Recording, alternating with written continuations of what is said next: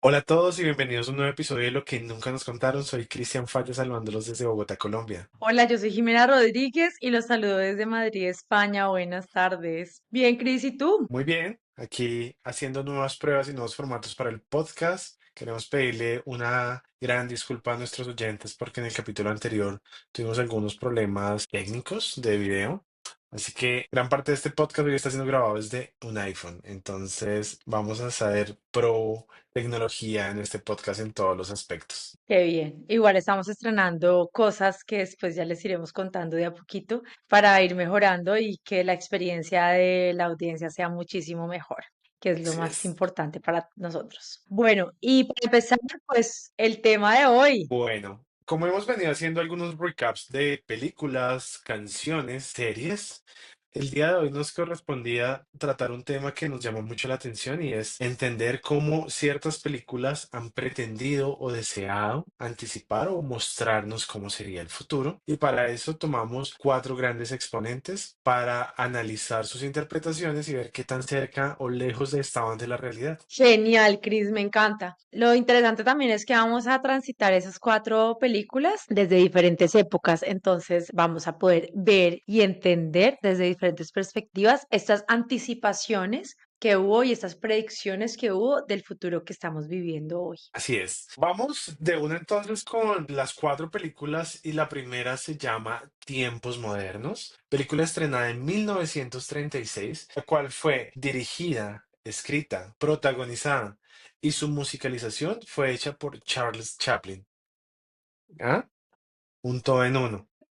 Es espectacular porque además en esa época, o sea, 1936, cine ya era, digamos, una tendencia, pero seguía siendo muy precario la producción que había. Y además, lo interesante de Charles Chaplin es que con el humor hacía la representación de esa realidad que se vivía, esa adversidad y esos temas sociales y políticos de su época y él siempre se representaba como un vagabundo en esa época. Bueno, entonces ya tenemos el contexto de quién era Charles y la película de Tiempos Modernos me pareció muy interesante porque a pesar de que la había intentado ver en oportunidades anteriores, nunca me he enganchado. Esta vez me tomé la tarea de verla de inicio a fin y me pareció muy interesante cómo tiene una visión y el concepto de la industrialización y de cómo funcionan las máquinas en el día a día del, pues, el aspecto laboral de las personas, ¿no? La película comienza con una fábrica que produce muchas cosas basadas en su parte en la metalurgia y tiene el esquema de el jefe como su capataz y los obreros, ¿no? Entonces es una cadena de mando bastante vertical y nos permite identificar cómo los empleados lo único que pensaban en su gran parte del tiempo era en su trabajo, trabajo, trabajo, trabajo.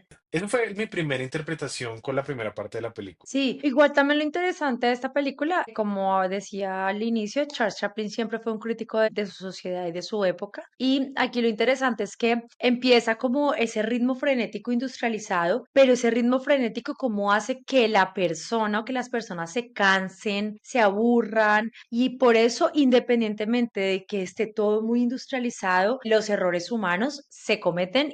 La película tiene un factor muy importante que por lo menos lo vi de esa manera y son las máquinas. Si te das cuenta, la empresa funciona en una gran máquina. Exactamente muy bien, no sabemos de qué funciona, pero funciona con una gran máquina. Las pantallas juegan un papel muy importante y bastante adelantado para la época, ¿no? Todo se controlaba a partir de una pantalla grande que tenía como el gran jefe, y así como que van controlando a Charles dentro de su película hasta que él llega a enfrentar una depresión nerviosa, que es como su primer gran momento y salida de la empresa, y es cuando termina por motivos fortuitos del destino en la cárcel. ¿Cómo querían mostrar la interacción de las máquinas en el día a día de las personas? Por ejemplo, había una parte donde querían presentar una máquina que alimentaba a los trabajadores y esto con la finalidad de pues, que los trabajadores no tomaran su hora de almuerzo, sino que pues fueran comiendo a la vez que iban trabajando. Me parece muy chévere porque realmente no está muy lejos de la realidad. Si te das cuenta, hoy por hoy estamos llenos de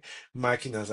La rumba, la cafetera automática, el televisor que te prende todo, los asistentes virtuales. y creo que fue una visión un poco desdibujada, pero bastante acertada de la interacción entre máquina y hombre a su relación con el trabajo. Total, y esa deshumanización que, o sea, la industrialización trajo unos avances impresionantes, el uso de las energías de una forma diferente, el uso de los procesos sistematizados, espectaculares, pero una deshumanización muy importante que se ve reflejada en el bienestar y en la tranquilidad de las personas. Y nada muy salido, como tú dices, de la realidad de las personas que trabajan en las fábricas y tienen 15 minutos para comer. Es decir, cuando tienes 15 minutos en tu jornada laboral para consumir tus alimentos, tienes como todo absolutamente medido para que nada se salga de una línea de producción y después de casi un siglo estamos hablando exactamente de lo mismo. Sí, totalmente de acuerdo. Yo analizaba la película y veía como muchas empresas que en la actualidad tienen un formato de te damos ciertos beneficios, se los meto entre comillas, para que estés acá, ¿no? O sea, no tienes que moverte de acá y nos puedes dar como tu máxima capacidad laboral y te puedes poner ese dicho tan harto que me parece es como ponte la 10 y danos tu máximo esfuerzo en el trabajo. Siento que esta película se adelantó 100 años más prácticamente y hoy seguimos viendo el mismo esquema de producción, esa misma cadena de montaje que se ha trasladado en la tecnología. No fue mi película favorita, si te soy honesto, de este top, pero tiene su punto. Tiene su punto y es bastante válido.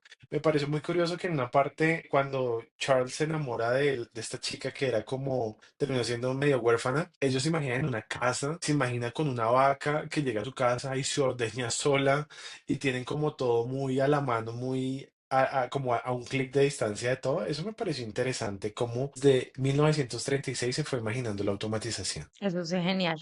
Sí, yo creo que, bueno, para mí esa es una de mis películas, a mí me fascina Tiempos Modernos, yo me la he visto varias veces, porque me encanta cómo en el silencio se dice todo, porque si te das cuenta, sigue siendo cine mudo, solo se canta en algún momento, y sí se dice todo, y me parece que yo la veo y yo digo, bueno, pues no sé, no me parece muy diferente a lo que vivimos hoy en día y a lo que nos estamos convirtiendo, ya no solo con las máquinas de industrialización, sino con las máquinas con inteligencia artificial y con los celulares, etcétera. No estamos muy lejos. Entonces me sigue pareciendo genial, me parece que sigue teniendo toda la relevancia y me parece que con su toque social trata estos temas que anticipan la transformación del ser humano en el mundo de la industria de la informática. Así es, ya que hablas de silencio, me pareció muy curioso porque nuestra segunda película es 2001, Una Odisea en el Espacio, estrenada en 1961. Y es una película que me costó un montón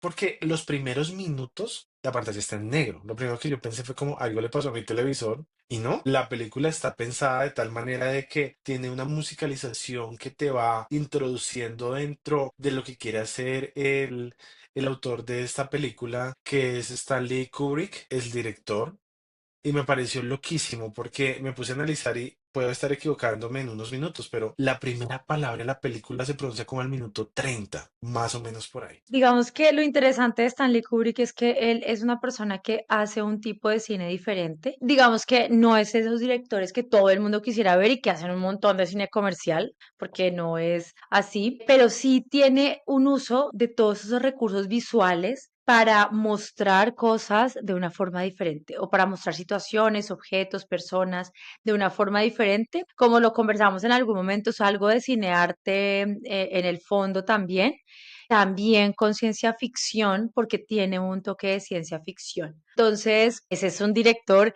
muy diferente, pero que si hablamos de 2001, una Odisea en el espacio, hablamos de una película que eh, tiene una trayectoria desde la antigüedad, cuando, o sea, desde la antigüedad, antes de que fuéramos Homo sapiens, hasta el futuro. Es decir, lo que hace es una trayectoria entre el pasado y el futuro de miles de años, en realidad, no de algunos años, sino de miles de años. Y con unos objetos visuales y auditivos que dejan como mucha expectativa y no es una película que le guste a todo el mundo. No, no es fácil. Uno, no es fácil.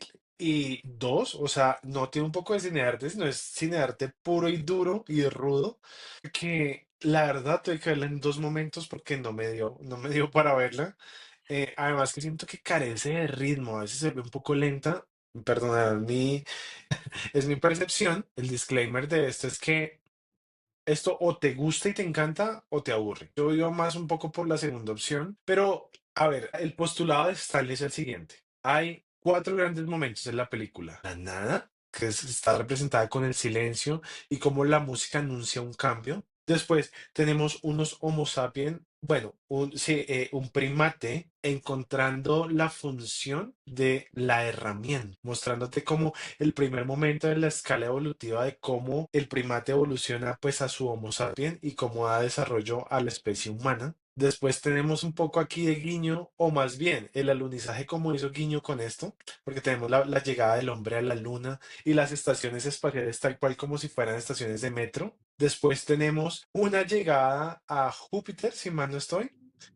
Y después tenemos una vaina loquísima que es como una explicación filosófica de encontrarse a sí misma en el espacio. Pero yo quiero rescatar acá, y lo más importante para mí fue cómo en 1968 encuentran una inteligencia, o bueno, muestran una inteligencia artificial o computacional. Acá lo llaman que es una computadora como megacuántica que se llama la HAL 9000, y cómo el futuro de la humanidad en su viaje espacial está encargado 100% de una máquina. Eso me parece súper interesante porque a ver, estamos hablando del 68. En el 68 ya se ha hablado un poco sobre temas de inteligencia artificial y se había empezado a hablar de esto. No como inteligencia artificial, pero había unos pinos. Yo creo que Stanley Kubrick G tiene dos cosas importantes. El tema de cómo la inteligencia artificial o sea, es un asistente. O sea, una máquina maneja la máquina. O sea, se Para mí es maneja a más sí que un misma. asistente. Es O como un sea, asistente virtual, pero pues te avanzado.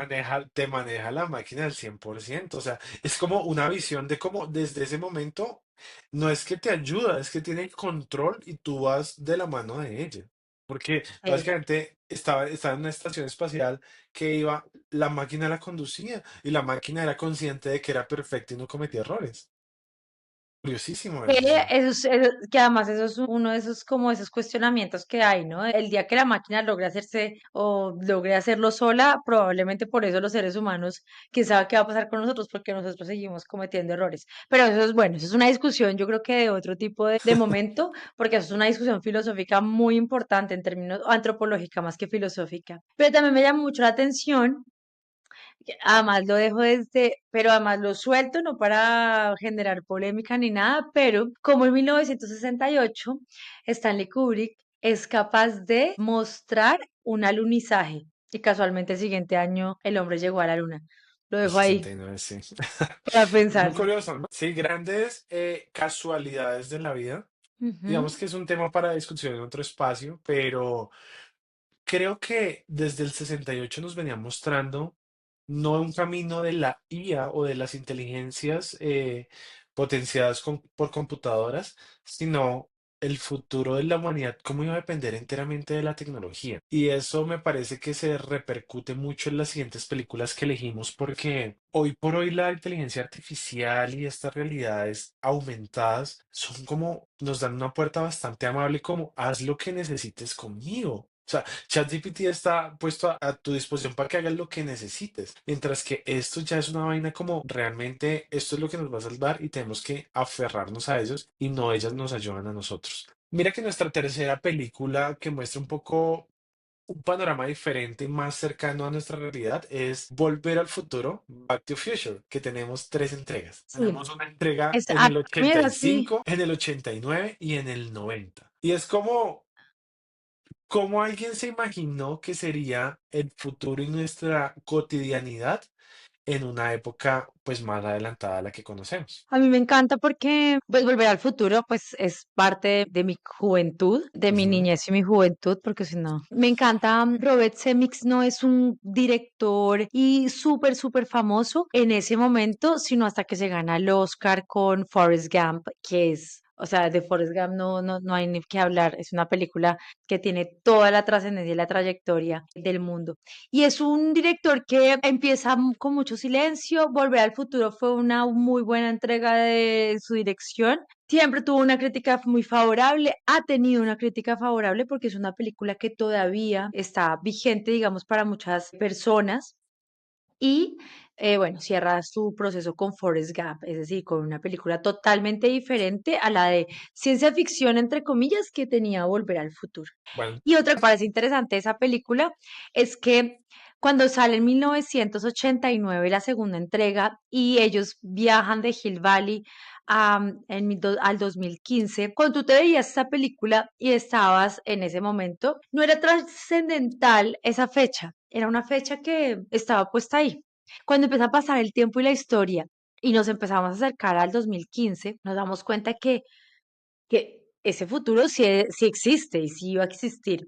Además, el día exacto en que llega el DeLorean a Hill Valley en 2015, hay una conmemoración de ese día. O sea, cuando ellos viajan al futuro ese día, hay una conmemoración muy importante porque es un futuro que en ese futuro era lejano y hoy pues ya es pasado. Hace 10 años es el pasado. bueno, tú ya nos fuiste metiendo esas cosas que nunca nos contaron desde ya. Yo también tengo cositas. Te cuento que Universal Pictures es la productora de Back to Future, de Volver al Futuro, y no es casualidad. De hecho, cuando esta película se iba a producir, tocaron varias puertas de muchas productoras gigantes, entre ellas Disney, la cual dijo que Ok. no iba a hacerla porque no es algo muy familiar que alguien viaje al pasado y se enamore de su mamá. O sea, acá ya hay como medio un incesto y Disney no compró esta idea. Sí, literal. Lo que pasa es que no lo Claro, vemos de claro. esa manera, pero así funciona y es que Universal sí decidió comprarle como la idea. Y mira las grandes cosas que nos regalaron. Yo rescaté algunas cositas de Back to Future que me parecieron curiosas de como anticipaciones al futuro y vamos a ver si se cumplieron o no. Dentro de Back to Vale. Future vimos que el uso del DeLorean, la energía que usaba en su comienzo, la película número uno, fue el plutonio. Y es una gran fuente de energía. Lo que pasa es que ahí hay un dilema ético de qué tan seguro es usar como energía. El plutonio es una sustancia radiactiva, Exacto. entonces Entonces, no se usa de esa forma, pero sí se usa. me pareció muy curioso ver que después, o sea, o creo que fue inclusive en la misma película, para regresar, utilizan la energía del rayo. Y estuvo buenísimo ver la condensación de energía, cómo lo utilizan y el ingenio que le ponen para mostrarlo en algo tan tangible como fue como con el hilo, que el cable que hacía que bajara. Eso me El cable. pareció fenomenal. Acá hay una vaina, es que no le atinaron nada y es que ellos pensaban que en el futuro nos íbamos a vestir como payasos. O sea, yo veo las ropas de Volver al Futuro y son como corbatas transparentes, chaquetas mega tornasoladas y claro, puede ser un tema de moda o no, pero ellos pensaban que la cotidianidad iba a ser con ropas bastante estrambóticas y creo que están totalmente alejados de la realidad. Acá, por lo menos en ese aspecto de la ropa. Otra cosa que vimos fue el Doc utiliza unas gafas en su DeLorean que son como metálicas, no sé si las recuerdas, son totalmente como platinadas. Para mí es como Sí, un handicap de las Vision Pro. O sea, y todas estas gafas de realidad aumentada. Es muy curioso que para esta época se pensara que iba a existir un wearable controlado desde la vista. Y eso me parece muy... Tenemos los paisajes artificiales que se vean en las pantallas de las casas. Tenemos una música bastante adelantada a su tiempo. Eso me pareció fenomenal. Y otras cosas que no se cumplieron, ¿no? planteando. Sí, de acuerdo. Y poco más. Creo que como Volver al Futuro es como el acercamiento más pop a una vista de cómo alguien se imaginó que iba a ser nuestro futuro. Y pues fíjate que le ha atinado en varias cosas y me parece muy interesante esta visión de Volver al Futuro. Genial. A mí también me llama mucho la atención. Yo creo que es que en la segunda entrega, que es en la 89, yo ya era grandecita. Y a mí me llamaba mucho la atención el fax. Ok. El fax no era algo habitual, pero además el fax estaba conectado a una pantalla de video gigante, es decir, las videollamadas fueron lo que tú dices, o sea, los paisajes, pero la videollamada fue ahí como la explosión de uno de los procesos que se hizo. La forma de usar los tenis, hay unas zapatillas deportivas que no se lograron hacer igual que las hicieron, pero Nike logró desarrollar una forma de usar zapatillas sin que hubiese que atarse los cordones. El tema de atarse los Sí. cordones fue la diferenciación. Entonces, bueno, De hecho, hace poco vi un comercial de Skechers. Está diseñado para niños, pues básicamente como te presentamos los zapatos que se ponen solos, como que están diseñados ergonómicamente para que metas los pies y automáticamente, pues no es automáticamente, es como la forma del zapato que hace que no se tengan que amarrar. Eso me pareció chévere. La última película, no sé si quieras decirnos algo más de Back to no, Future. no, no, dale, dale. No, sigamos con la siguiente. La última es de mis favoritas y siento que a veces el tiempo se queda corto, pero en 1999 las hermanas Wachowski hicieron una obra maestra que se llama Matrix. Y Matrix a mí me voló la cabeza y cada vez que la veo encuentro algo siempre diferente, porque Matrix nos plantea un futuro donde algo sucedió en la humanidad que terminamos siendo gobernados por máquinas y estas máquinas en su necesidad de tener una energía que las mantuviera vivas, crearon una simulación tan bien hecha que la gente le terminaba como imposible determinar que estaban en una ficción y por eso la gente vivía en la Matrix y nunca se enteraba. Ujú. Entonces, con Matrix me pareció una vaina loquísima después de volverla a ver hoy por hoy y entender muchas cosas porque Matrix te presenta, está hecha en el 99, ¿cierto? Sí. Pero cuando Neo se desconecta y de la Matrix, están en cientos algo, o sea, están en un futuro que todavía no hemos llegado. Y es un futuro totalmente catastrófico, lleno de máquinas, con un cielo totalmente quemado, porque fue, digamos que como lo postularon las Wachowski, es que el humano quemó el cielo para pensar que las máquinas ya no tendrían fuente de energía y nosotros terminamos siendo la fuente de energía. Pero Matrix presenta una forma de integrar la tecnología computacional y sobre todo las inteligencias artificiales a un punto donde las inteligencias cobran una cierta conciencia y a partir de esa conciencia empiezan a determinar su razón de ser y empiezan a trabajar inclusive en equipo y hay una serie de como revolución informática dentro de sus propias IAs hasta llegar a un punto de construir ciudades gigantes autónomamente pues gobernadas por máquinas. ¿Tú cómo la viste? ¿O qué Sí, entendiste? o sea, para mí era la crítica que siempre he visto de cómo la máquina se convierte en el gran hermano, ¿sabes? Cómo vivimos además en una realidad que ni siquiera sabemos cuál es la realidad y escogemos estar dormidos cuando escoge Neo la pastilla de despertarse o de dormir. Y yo creo que es la continuación de esa crítica que hemos hecho y que hemos tenido frente a lo que está pasando con las máquinas el día de hoy, es cómo logramos darle todo el poder. Sin que, no sé si lo tengo o no lo tenga y si va a pasar o no va a pasar. En el 2900 nosotros no vamos a hacer la prehistoria del futuro. Pero además de eso de las máquinas, creo que viene la misma discusión de cómo los seres humanos nos entregamos a la industria, la tecnología, etcétera, para vivir ciegos o para vivir en una realidad que probablemente se inventan o se inventó alguien en un sistema que nos compramos y que vivimos ahí. Entonces, esa es como mi visión. Claro, en términos de tecnología, Matrix es un sueño, es decir, el tema de inteligencia artificial se ve perfecto, es decir, la Matrix tiene inteligencia artificial transformada en humano perfecto, que son los enemigos, todo el tema de cómo la máquina y el ser humano se vuelven una sola cosa, que es cuando te enchufas y es la imagen, es la máquina y el ser humano, el cerebro del ser humano en conjunción absoluta. Entonces, bueno, es como eso. A mí la Matrix, las tres películas, sobre todo, la trilogía como original, porque recordemos que en el 2000, si mal no recuerdo, salió Matrix Resurrecciones, que es un poco debatible su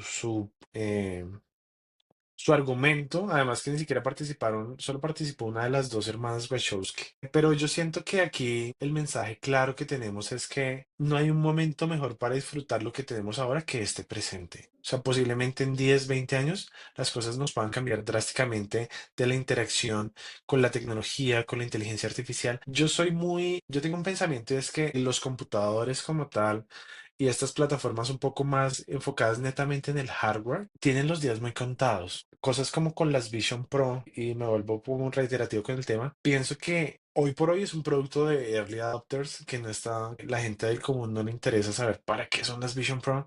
Pero una vez se masifique, van a cambiar drásticamente la forma en que cómo trabajamos, cómo consumimos socio, cómo compramos. Entonces, me parece una visión muy interesante. Chévere que nos volvamos a ver Matrix y veamos todas esas matices que no vimos en su momento. Porque cuando la vimos éramos muy chicos, éramos o niños o adolescentes. La gran mayoría de los que escuchamos acá estamos entre los 30 y los 40 años. Ujú. Entonces, chévere volver a ver Matrix y ver de pronto como esas enseñanzas que nos deja. A mí me Sí, yo gusta. creo que es una muy buena. Matrix siempre es una buena película para repetirse, además, porque siempre vas a estar en una etapa diferente para entenderlo de una forma diferente. Entonces es súper ganador lo que tú dices. Súper, súper ganador. Se la pueden volver a ver después de escuchar el podcast.